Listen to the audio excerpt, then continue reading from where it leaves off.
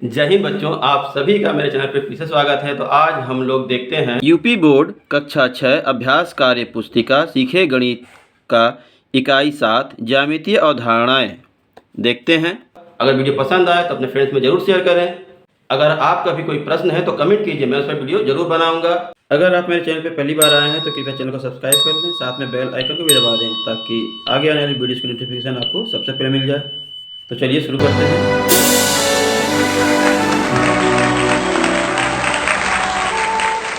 तो यहाँ देखिए, पहला प्रश्न है, रिक्त स्थानों की पूर्ति कीजिए।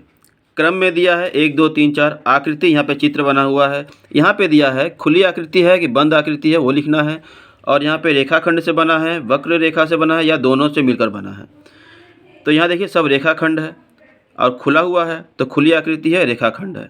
ठीक है, इसी तरह ये भी रेखाखंड से बना है, सरल रेखा से, तो बंद आकृति है, रेखाखंड से बना है। ये भी देखिए बंद आकृति है और सब रेखाखंड है, सीधा स्ट्रेट, तो रेखाखंड लिखेंगे। अब ये देखिए, ये वक्र रेखा से बना हुआ है और खुली आकृति है, पूरा बंद नहीं है, तो लिखेंगे खुली आकृति वक्र रेखा। यहाँ पर ये भी वक्र रेखा है और खुला हुआ है, तो खुली आकृति वक्र रेखा। यहाँ पे दोनों से बना है, यहाँ देखिए ये स्ट्रेट लाइन है, फिर यहाँ से वक्र हो गया है, तो बंद आकृति है। और यहाँ पे लिखेंगे दोनों रेखा से या फिर वक्र रेखा और रेखाखंड दोनों से। ठीक है, फिर नीचे देखिए लिखा है, यहाँ से देखिए ये वाला स्ट्रेट गया है, फिर ये टेढ़ा टेढ़ा है, वक्र है, तो खुला हुआ आकृति है और दोनों से लिखेंगे यहाँ पे वक्र रेखा और रेखाखंड दोनों से। ठीक है, यहाँ पर भी ये बंद आकृति है और ये पूरा वक्र है और ये दो है रेखाखंड, तो लिखेंगे बंद आकृति और दोनों से मिलकर बने हैं। ठीक है, अगला पेज।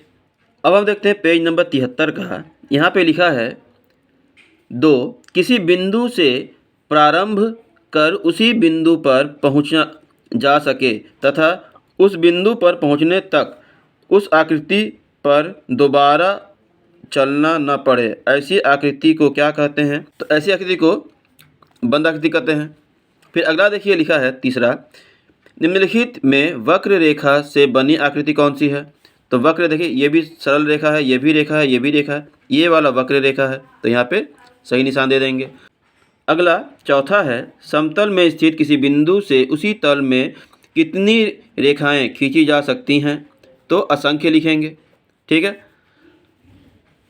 फिर पांचवा है, निम्नलिखित वस्तुओं में समतल पृष्ठ वाली वस्तुओं को छाटिए। तो यहाँ पे देखिए पाइप, शंक्वाकार टोपी, संदूक, नींबू। संदूक जो है वो समतल पृष्ठ वाली होती है, तो लिख लेंगे। अगला है, निम्न वस्तुओं में वक्राकार पृष्ठ वाली वस्तुएं बताइए। तो यहाँ पे देखिए गेंद, ये भी वक्र होता है। किताब, ये समतल होता है। और टमाटर, तो ये वक्र होता है। तो ए और बी, ए तथा बी दोनों। अगला है, आकृति में रेखाखंडों की संख्या है। तो रेखाखंड की संख्या कितनी है? 10। कैसे होगा ये देखिए, अगर हम इसको गिनते हैं तो यहाँ देखिए ए बी 1 हो जाएगा, फिर ए ई 2, ए डी 3, ए सी 4, फिर सी डी 5, फिर सी ई 6, फिर सी बी 7, फिर डी बी, फिर डी ई, फिर ई बी। इस तरह से सबको गिन लेंगे तो टोटल आएगा 10, तो हम लोग यहाँ पे 10 लिख लेंगे। ठीक है, अगला देखिए, नीचे दिए गए ए बी सी डी रेखाखंडों में से संरेख बिंदुओं के समूह को लिखिए। संरेख मतलब एक ही रेखा में, ये जैसे ये रेखा पे सब गुजर रहा है, तो A B C D E ये सब जो है संरेख बिंदुएं हैं। तो इसमें देखिए जैसे यहाँ पे दिया है उदाहरण, ये तीनों संरेख है। अब ये खींच रहे हैं तो एक रेखा पे नहीं आ रहा है, लेकिन ये आ रहा है तो बी नंबर, और ये डी नंबर भी एक रेखा पर आ रहा है, तो बी और डी, तो यहाँ पे लिख लेंगे बी और डी। अब हम पेज नंबर 74 का प्रश्न नंबर 9 देखेंगे। चित्र में दिए गए रेखाखंड की लंबाई बताइए। तो इसको हम लोग स्केल से नाप लेंगे और नापने के बाद यही आएगा 4.5 सेमी, तो लिख लेंगे। अब प्रश्न नंबर 10 में लिखा है, अपनी परिवेश में किरण का स्वरूप दिखाइए देता है। कहाँ दिखाई देता है? तो सूर्य से निकली रोशनी में, टॉर्च से निकली रोशनी में, दिए की रोशनी में, तो ये तीनों की रोशनी में, तो उपरोक्त सभी। ठीक है। फिर यहाँ लिखा है नीचे दिए गए रेखाखंडों की लंबाई के अंतर के बराबर रेखाखंड खींचिए। तो यहाँ देखिए लिख लेंगे 4.5 यहाँ तक आ रहा है और यहाँ पे है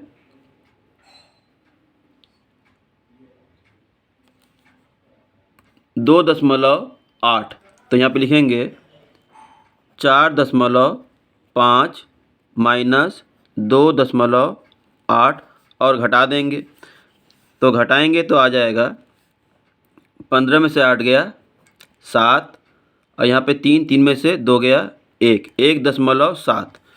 तो हम लोग यहाँ पे एक रेखा खींच लेंगे। ठीक है, 1.7। तो यहाँ देखिए 1 से 5 6 7 यहाँ तक, बस ये ज़्यादा हो गया है, आप लोग यहाँ तक ही खींचिएगा ये वाला। ठीक है, यहाँ से यहाँ तक। अब इसका नाम हम दे देंगे। ठीक है, BD BD।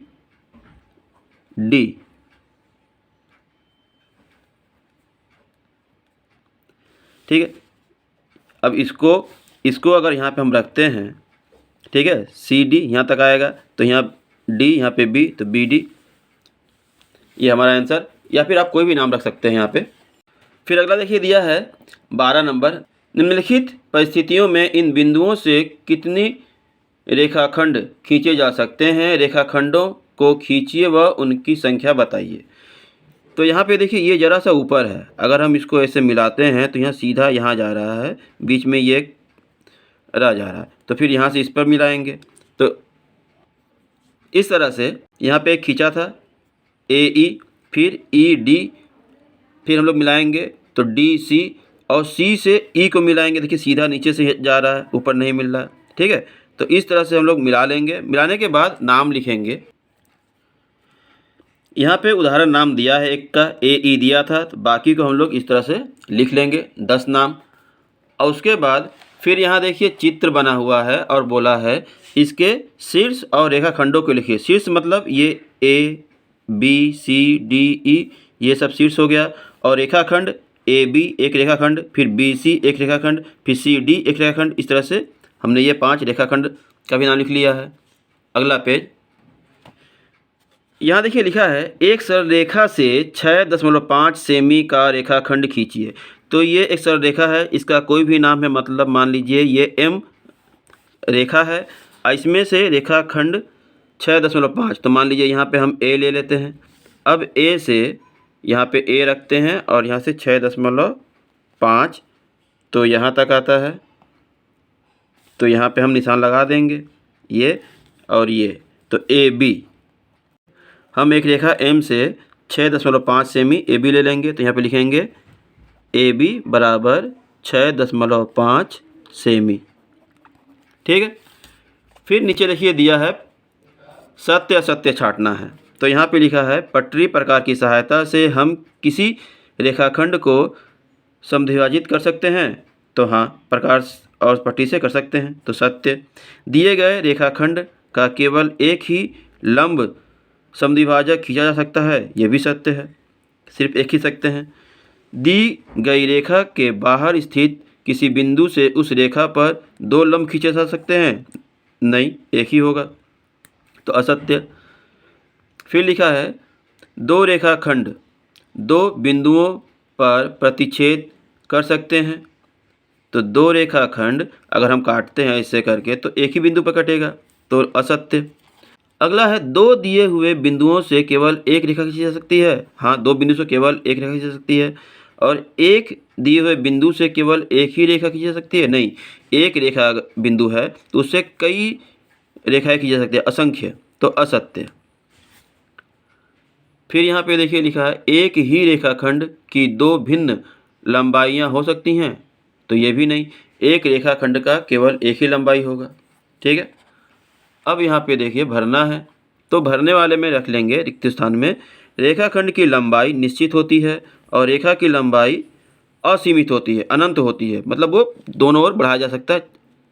तीसरा है एक तल वह है जिसकी केवल लंबाई और क्या होती है, चौड़ाई, तो चौड़ाई लिख लेंगे यहाँ पे। दो बिंदुओं से होकर अनेक समतल रेखा खींची जा सकती हैं, तो यहाँ पे अनेक लिख लेंगे। फिर लिखा है किरण में केवल एक ही क्या होता है, प्रारंभ बिंदु होता है, तो लिख लेंगे। तो यहाँ पे हमारा इकाई ख़त्म हो जा रहा है। अगर यहाँ तक वीडियो अच्छा लगा, समझ में आया है, तो वीडियो को लाइक करें, कमेंट करें। कोई प्रश्न है तो कमेंट कीजिए, अपने फ्रेंड्स में ज़रूर शेयर कीजिए।